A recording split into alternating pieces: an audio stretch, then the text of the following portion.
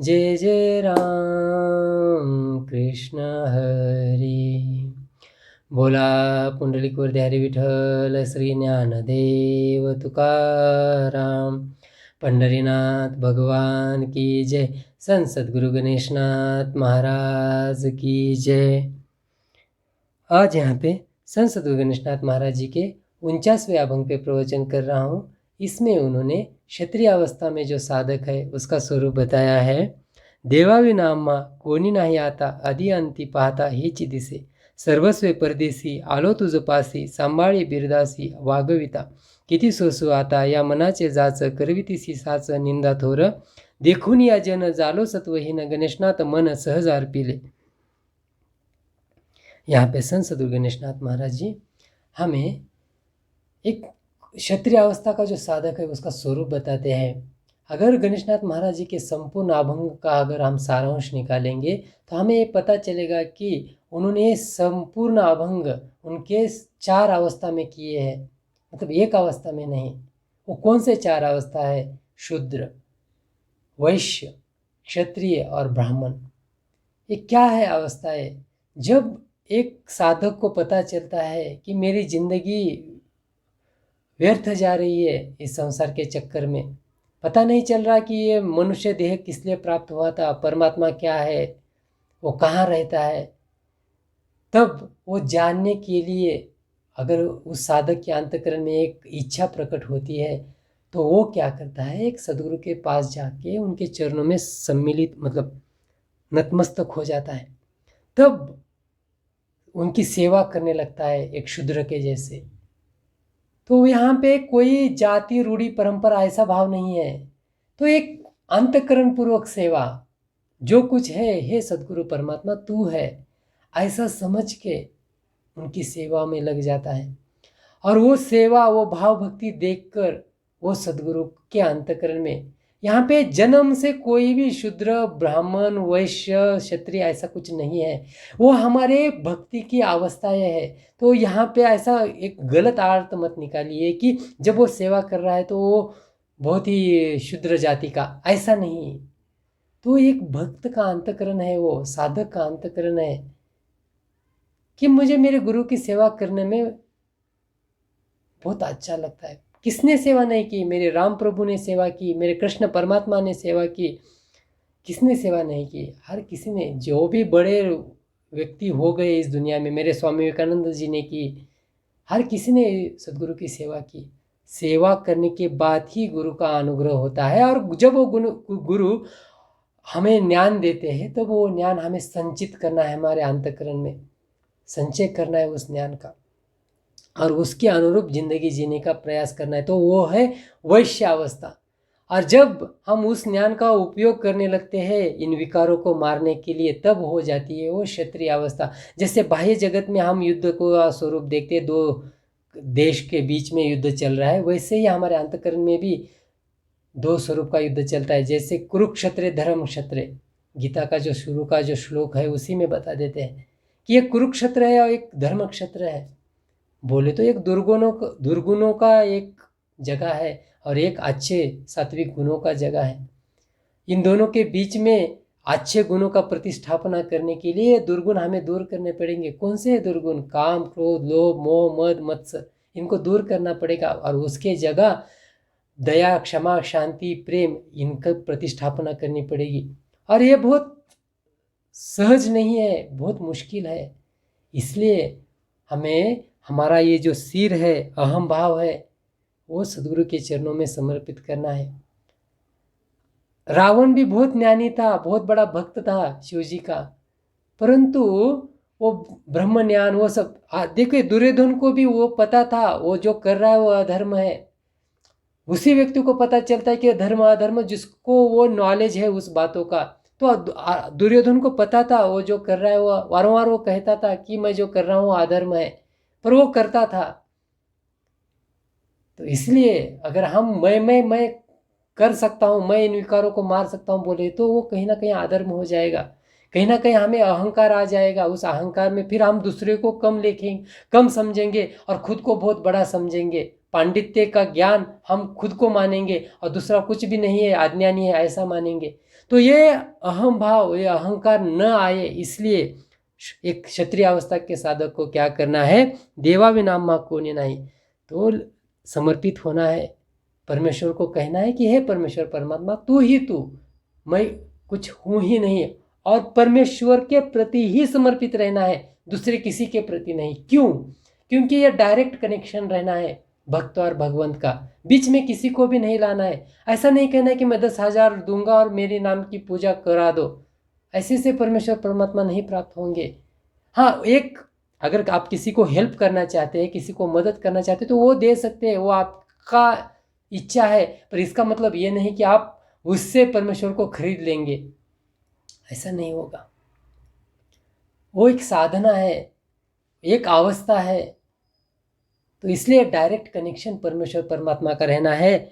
और आदि अंति पाहता ही चिति से, और एक कब तक, शुरू से लेके अंत तक। बोले तो जैसे हमें इस विकारों को मारने का स्टार्ट करते हैं, काम को मारने को स्टार्ट करते हैं, क्रोध को कम करने को शुरुआत करते हैं, लोभ जो हमारे अंतकरण में अलग अलग प्रकार की इच्छाएं होती है, कभी स्त्री का लोभ होता है, कभी धन का लोभ होता है, कभी बोले तो एक पद प्रतिष्ठा का लोभ होता है, इन सब को जब हम अंतकरण से निकालने लगते हैं तब वो प्रबल हो जाते हैं। मेरे तुकाराम महाराज जी कहते हैं कि जैसे ही हम बातों का त्याग करना शुरू करते हैं, वैसे ही वही बातें हमारी जिंदगी में भोग के स्वरूप में आने लगती है।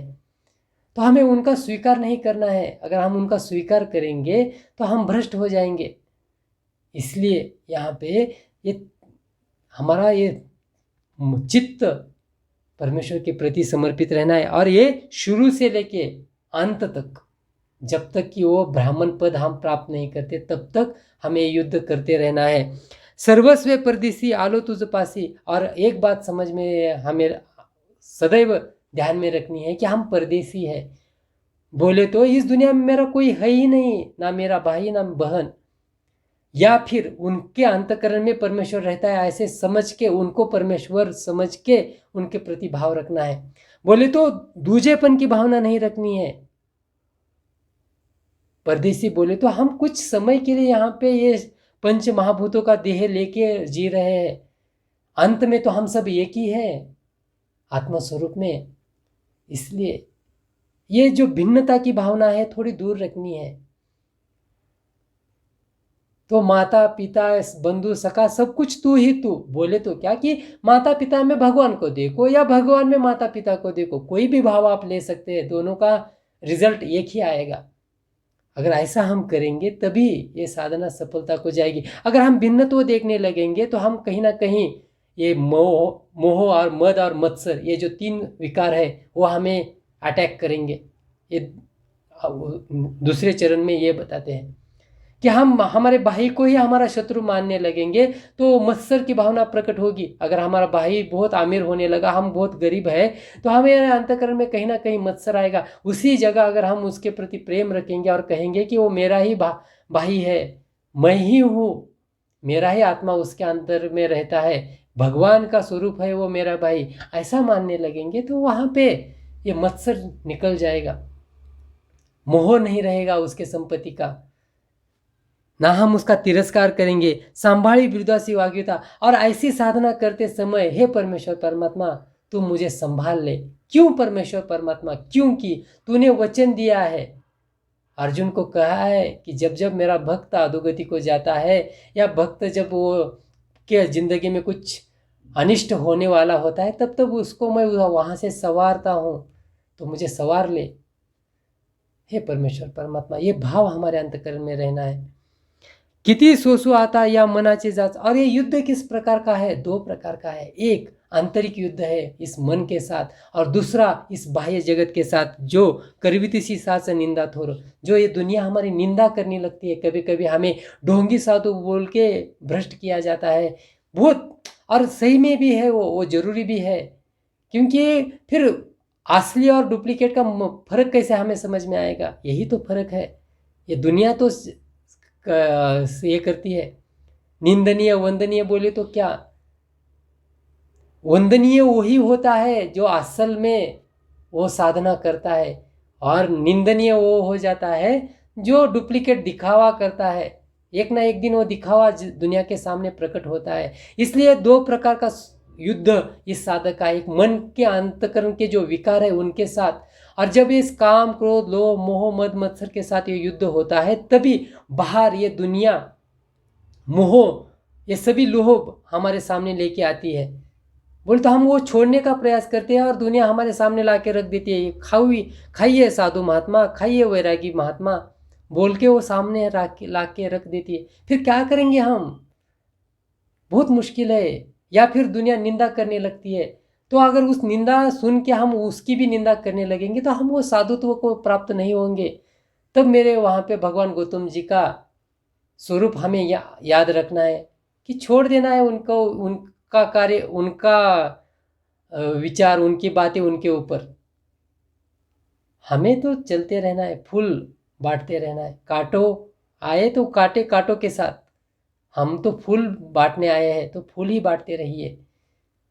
जब ऐसा करेंगे तो वो साधना सफलता को की तरफ चलती जाएगी। देखो नहीं अजय जालो सत्वहीन, आगे कहते हैं कि जैसे ये साधना उच्च अवस्था में प्राप्त हो जाती है, तब ये दुनिया मोहित हो जाती है हमारे प्रति और हमारे सामने आके हमें कहने लगती है कि हे साधु महात्मा, हे वैरागी पुरुष, और हमारे तरफ 5 विषय आकर्षित होते हैं। कौन से 5 विषय है? पहले आता है शब्द। बोले तो ये दुनिया हमारी स्तुति करने लगती है, हमारी आरती करने लगती है, हमारा महात्मा बना देती है। तो बहुत मुश्किल होता है ऐसे समय में टिक पाना। अगर यहाँ पे साधक का मन बहुत ही कोमल है तो वो गिर जाता है और वो भगवान को भूल जाता है और ये विषय में जड़ जाता है। फिर क्या हो? अगर वो परमात्मा स्वरूप ही नहीं देखा तो वो साधना विफल हो जाती है। तो इस समय साधक को क्या करना है? थोड़े इस शब्द विषय को बाजू को करना है। फिर आता है और एक विषय, रस विषय। लोग अच्छा अच्छा खाना लेके आते, महात्मा जी ये खाइए, महात्मा जी ये पिए। बाद में आता है रूप विषय, महात्मा जी का रूप सजाने लगते हैं, गले में माला डालने लगते हैं। बाद में आता है गंध विषय, महात्मा जी को जो कुछ सूंघने के लिए अच्छा लगता है, अच्छे अत्तर, अच्छे अगरबत्तियाँ सब जलाने लगते हैं महात्मा जी को। बाद में आता है स्पर्श, महात्मा जी को सोने के लिए तकिया डाला जाता है, मृदु आसन डाले जाते हैं, 5 स्टार होटल में उनका रहने का नियोजन किया जाता है। तब महात्मा का अगर चित्त कोमल हो जाए तो वो वहाँ पे टिक नहीं पाएगा। तो उस समय क्या करना है महात्मा जी को? तो इन सभी को बारजू को करके, हे दुनिया तू दूर, मेरा नाता तो मेरे परमेश्वर परमात्मा से है। जब ये सब कुछ मिल रहा है उसका रीज़न ही परमेश्वर परमात्मा है, तो मुझे ये नहीं चाहिए। अगर उनको छोड़ के ये मैं पाऊंगा तो मुझे नहीं चाहिए ये, मुझे वो चाहिए, चाहे उसके लिए ये सब कुछ छोड़ना क्यों ना पड़े। इसलिए हमें वो साधना करनी है। जब ऐसे हम साधना करेंगे तो ये क्षत्रिय अवस्था हमें पार करके फिर वो ब्राह्मण अवस्था में प्राप्त हो जाएंगे, जो सहज अवस्था है। उस अवस्था में हम आंखें खोलेंगे तो हमें भगवान दिखेगा, आंखें बंद करेंगे तो भी अंतकरण में भगवान दिखने लगेगा। इस प्रकार से संत सद्गुरु गणेशनाथ महाराज जी ने क्षत्रिय अवस्था का जो साधक है उसका स्वरूप हमें बताया है।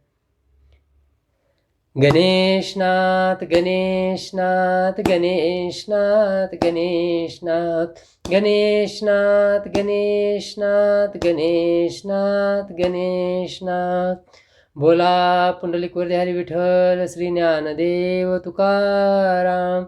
पंढरीनाथ भगवान की जय। संत सद्गुरु गणेशनाथ महाराज की जय।